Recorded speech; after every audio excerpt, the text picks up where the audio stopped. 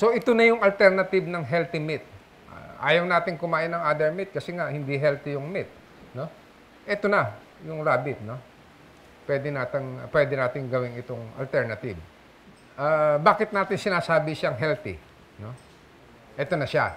Ito yung katangian ng karne ng kuneho. No? The bones are finer. So, maliliit lang yung mga buto. Bone structure niya is fine. Yung maliliit. No? Tapos, ang grain niya is pino rin. Ang hibla ng karne niya. Napansin nyo, it's like chicken, pero mas finer sa chicken.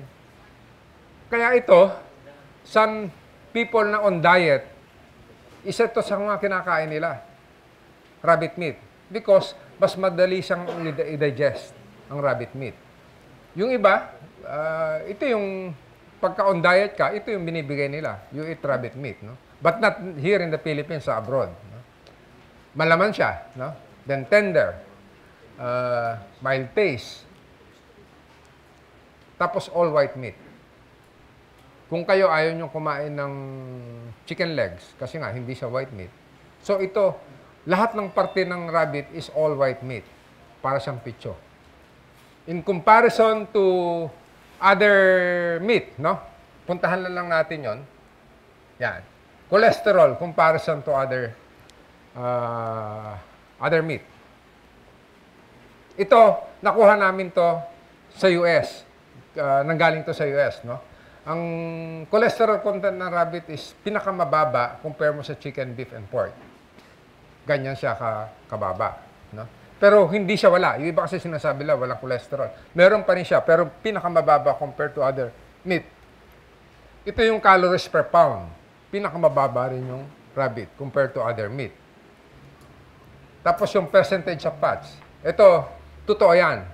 Kasi nga, ang rabbit, napakahirap litsunin. Pagka yung iniskin mo siya, pagka nilitsun mo yan, napakatigas. Kasi nga, wala siyang fats. Tapos ang protein niya, pinakamataas siya compare mo to other meat. So, saan ka hahanap ng meat na ganyan yung characteristic? So, ito yung una yung magiging gastos. Let's say you're going to buy ready to breed, 6 months old na rabbit. It will cost you 750 pesos per piece. So, yung dalawang male, 1,500. Yung 14 na female, it will cost you 10,500. So, yan yung initial investment nyo on the breeders. No? The breeder plus the infrastructure is 34,000. Ito yung initial investment. So, ginawa namin dito 4 years to pay yung 34,000.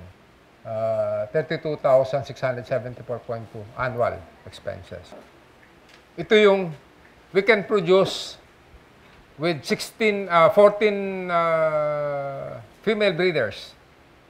We can produce 357 kits in 1 year. With ito yung mortality niya, 15%.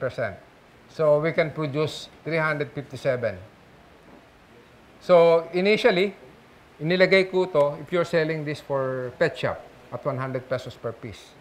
Eh, ang bentahan ho ng rabbit meat is 400. We're selling it at 400. No? Inilagay ko lang, let's say, make it to 350 pesos per kilo. No? So, you could get 1.2 kilograms doon sa 4 months.